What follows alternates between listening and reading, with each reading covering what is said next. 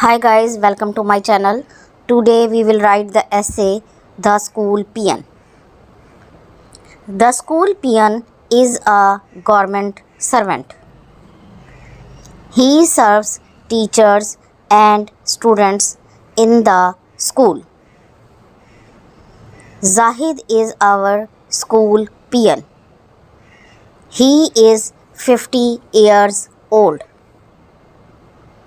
He is strong and healthy. He is a tall man.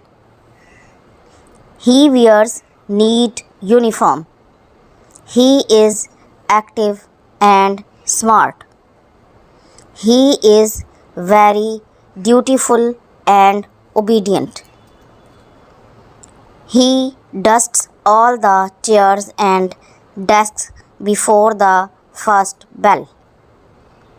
He rings the bell after every period. He sits on a stool near the headmaster's office.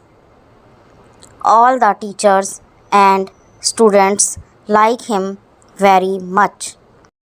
If you like this video, please hit the like button and subscribe my channel for more videos. Thank you.